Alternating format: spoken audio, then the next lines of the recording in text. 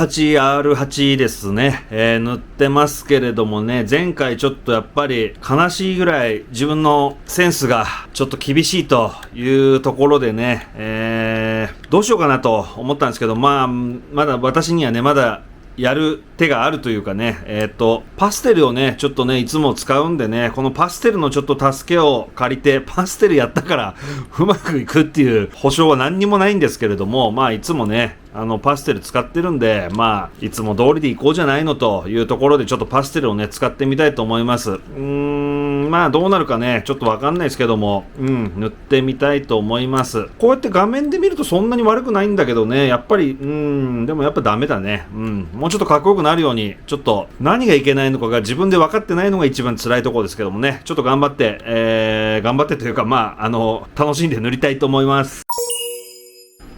パステルね、いつも通りなんですけども、どうしようかな。何色？もうちょっと薄い色がいいかな。ちょっとこれぐらいの色で塗っていった方がいいかもしんないな。なんとなくですけどもね。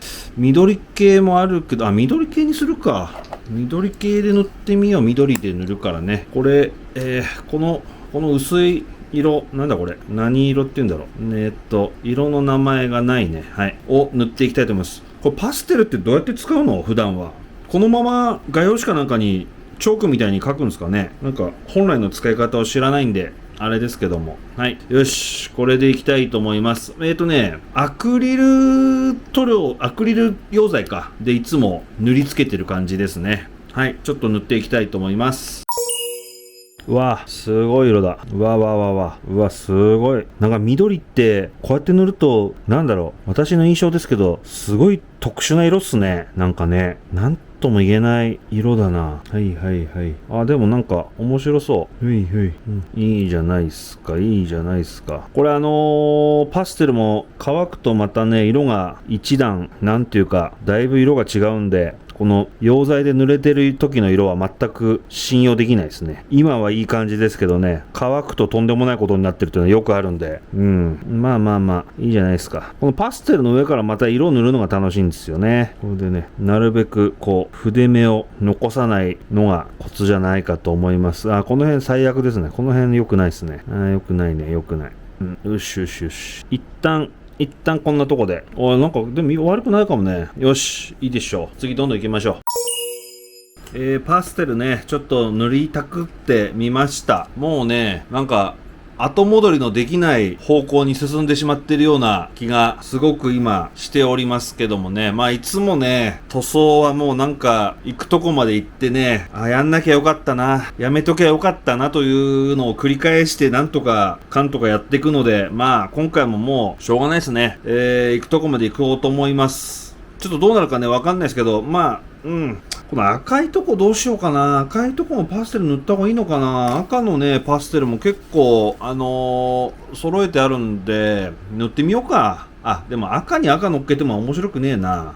ちょっとなんか考えます。はーい。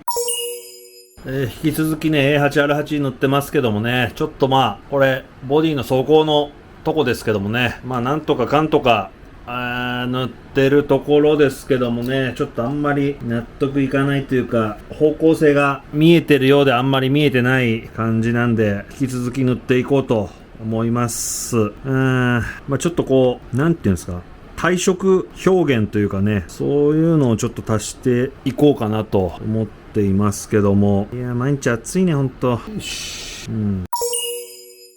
このボディのね、前だれの部分をちょっと塗っていきたいと思います。今、パステルでね、すごい粉吹いたようになってますんで、これをちょっとずつ塗っていきたいなと思っております。ちょっとこのオリーブドラブというかグリーン系の色がね、ちょっとこう、退色してったような感じにやっていきたいなと思っています。よし。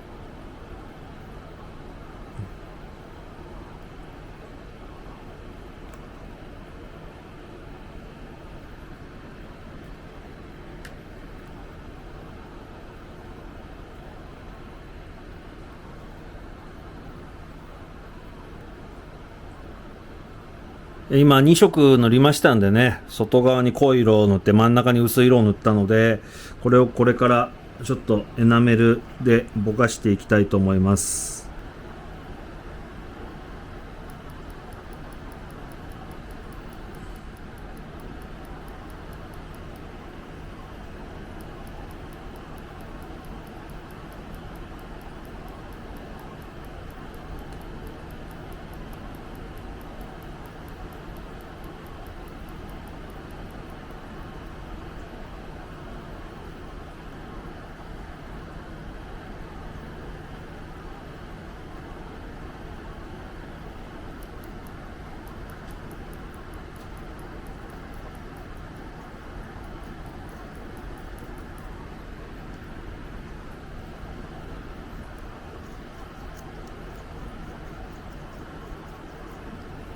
だいぶボケたと思うんですけどね、真ん中がまだ結構暗い色なんで、なんかいつもの塗りとはちょっと違う感じでできてきてますね。なんかちょっとなんか今まで塗ったことない感じになってるな今。いいんじゃないですかね。はい。結構画面で見ると結構明暗の差がはっきりしてんな。ちょっとこの辺もなんかツートンに見えちゃうね。この画面だとね、ぼかしとこう。結構こういうのカメラに撮った方が客観的に見れていいのかもしれないですね。塗る時もね。ここがちょっとぼかしたい。あ、でもここあれか。走行で隠れちゃうからいいのか。いいんだな。そうだ、走行で見えなくなっちゃうから別にいいんだ。くっきり分かれてても。これ多分こうでしょ？こう。そうだそうだ。別にいいんだ。はい。いいっすね。はーい。これコックピットのところですね。これを塗っていきたいと思います。結構塗装って、やるんですけどね、意外と見せ場がないというか地味な感じで終始するんですけども、まあちょっとやっていきましょう。ちょっと近すぎて映んないです。あ、やべ、塗っちゃった。よし。今このコックピットの脇のところですね、ここのところですね。これちょっと塗ってみました。ちょっとグラデーション強めでね、今回はちょっと塗っていこうと思っているので、結構だんだんグラデーションも塗っていくとだんだんなんかうまくもないのかな、わかんないけど、まあなんとなくグラデーションっぽく見えてくるなと思って今やってます。ちょっとこっちはまだ段差が見えますね。ちょっともうちょっと塗ろうかなと思います。これはどうしたらいいんだ。こんぐらいの方がいいのかな、はっきりしてる方が。エナメル塗料もこう乾く時間によって結構頑固になってくるというかね、そんなに溶けなくなってくる感じもあるけど、なんかいまいち、よし、まあいいでしょう、こんな感じでね。はい。腰のとこの走行とね、あと肩の走行ですね。これをちょっと順番に塗っていきます。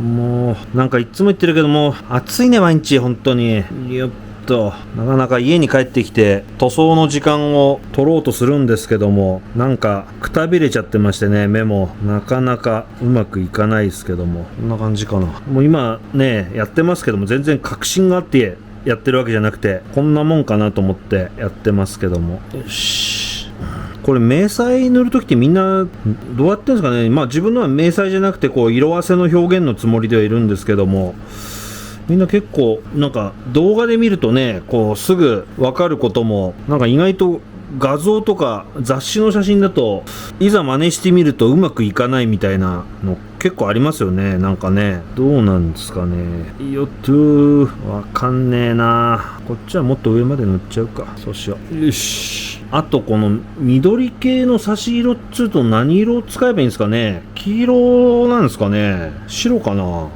まあ、白が差し色ってことは、まあ、白は何にでもねさせるからね。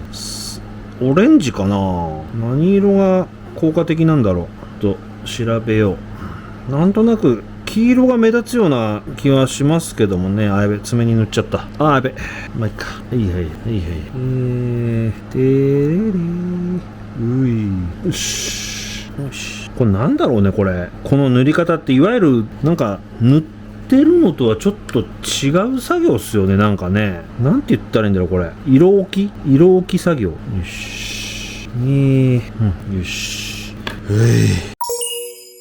塗装を進めてます。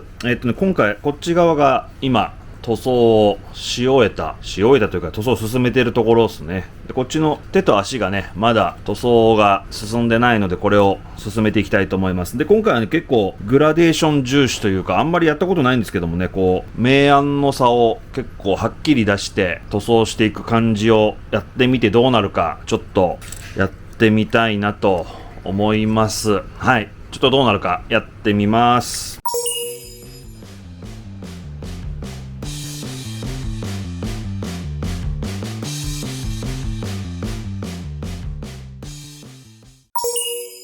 マシーネンクリーガー A8R8 完成いたしました。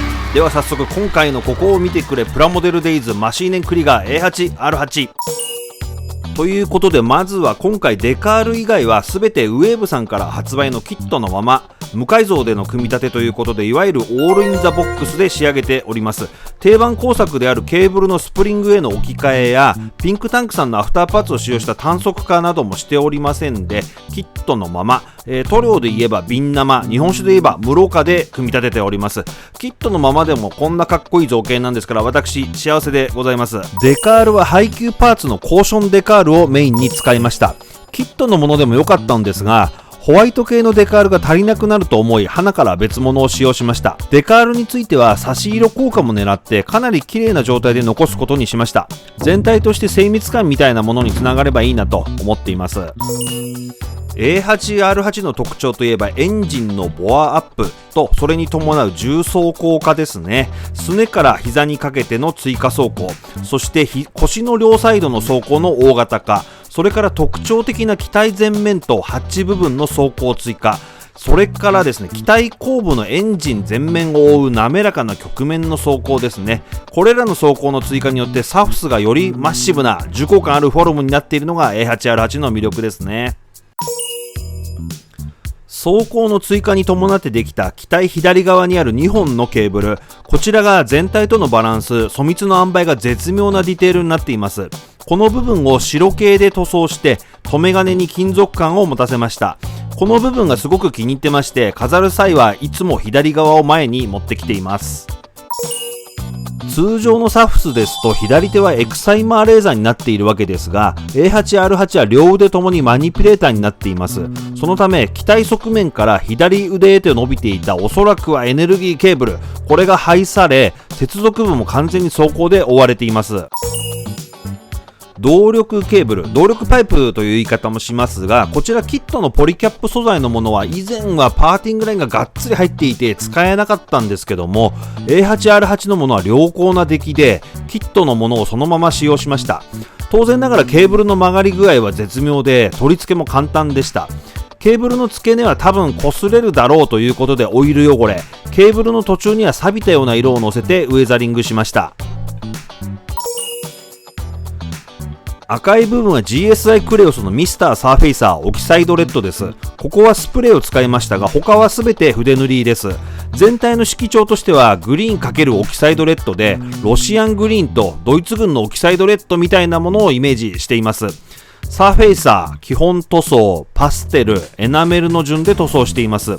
使い込んだ機体の雰囲気を出したかったので体色表現、いわゆる色あせした感じを狙いました。色の濃い部分は比較的元の色が残っているところ、色が薄い場所は日焼けや経年で退色してしまったという感じです。